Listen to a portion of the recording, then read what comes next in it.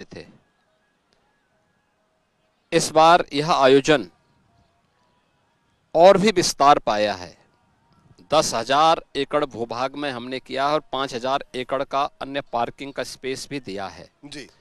तो एक व्यापक क्षेत्रफल हम लोगों ने इसके लिए यहाँ पर उपलब्ध करवाया है। मुद्दा होता था हर कुंभ में, आजादी के बाद के हर कुंभ में, देखिए जब ये देश गुलाम था, मुगलों ने भी और अंग्रेजों ने भी कुंभ के आयोजन में अनेक रोड़े अटकाने के प्रयास किए थे। वे यहां से वसूली करते थे।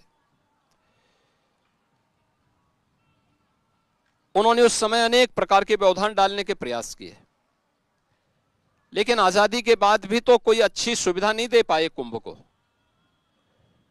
तो प्रधानमंत्री मोदी जी की प्रेरणा से आज यहां पे कुछ हो पा रहा है जी। और न केवल कुंभ के लिए बल्कि प्रयागराज सिटी भी एक नए रूप में हम सबके सामने है।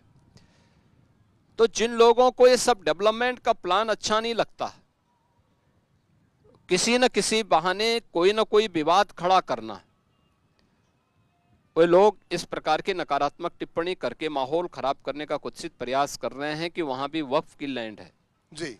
मैं ये पूछना चाहता हूं, कुंभ की परंपरा जितनी प्राचीन है, हजारों वर्षों की विरासत के साथ जुड़ी हुई है। हम किसी मत और मजहब के खिलाफ नहीं, लेकिन अगर आप इतिहास देखेंगे तो 1400 वर्षों का इस्लाम का इतिहास है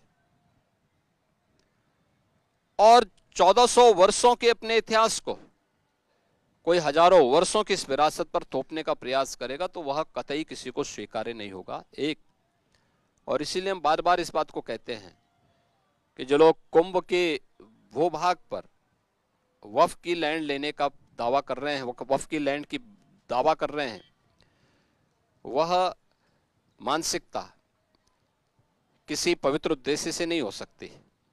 किसी अच्छे आयोजन में व्यवधान पैदा करने का एक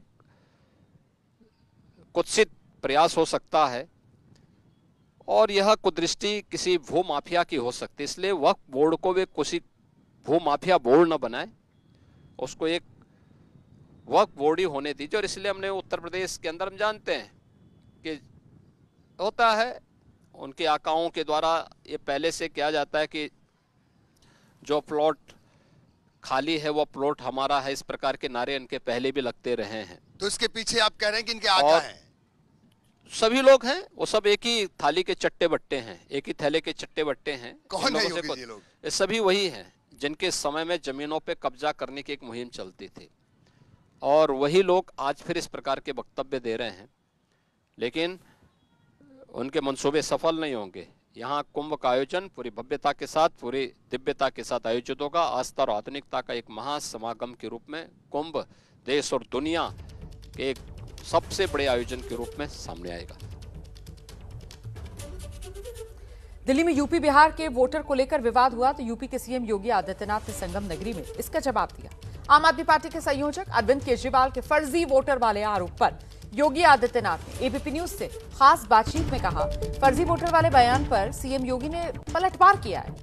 केजरीवाल ने संवैधानिक संस्था पर प्रश्न उठाया। ये कह रहे हैं योगी आदित्यनाथ, दूसरे राज्य के नागरिक को दिल्ली का मतदाता बनने का अधिकार है। दिल्ली पर दूसरे राज्यों के नागरिकों का भी अधिकार है। सुनिए जरा योगी आदित्यनाथ को। दिल्ली में चुनाव होने वाले हैं, 18,000 पुजारियों को देने की घोषणा वहां पर हो रही है।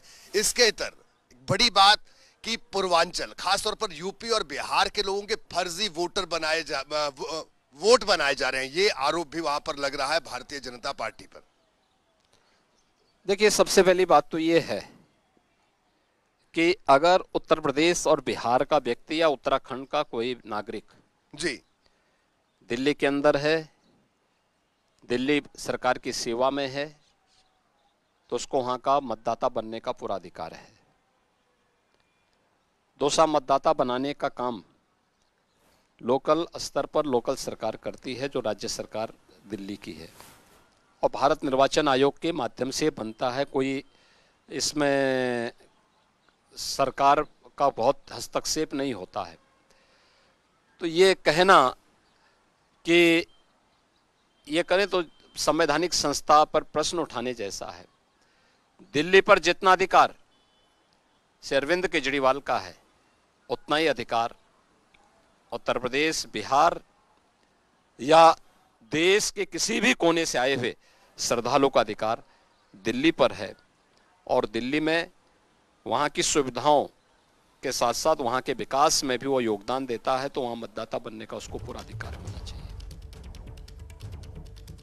और इस वक्त की बड़ी खबर जानिए आप। दिल्ली पहुंचे उत्तर प्रदेश के मुख्यमंत्री योगी आदित्यनाथ। जो जानकारी मिल रही है उसके मुताबिक अब से कुछ ही देर बाद शाम 5 बजे प्रधानमंत्री नरेंद्र मोदी से योगी आदित्यनाथ की मुलाकात होगी और प्रधानमंत्री नरेंद्र मोदी को महाकुंभ के लिए निमंत्रण देंगे उत्तर प्रदेश के मुख्यमंत्री योगी आदित्यनाथ।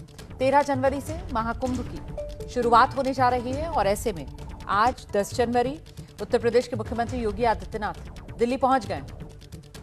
2 दिन प्रयागराज के दौरे पर थे, वहां पर कुंभ की तैयारियों को लेकर जायजा ले रहे थे। तमाम तैयारियों का जायजा लेने के बाद मुख्यमंत्री योगी आदित्यनाथ आज दिल्ली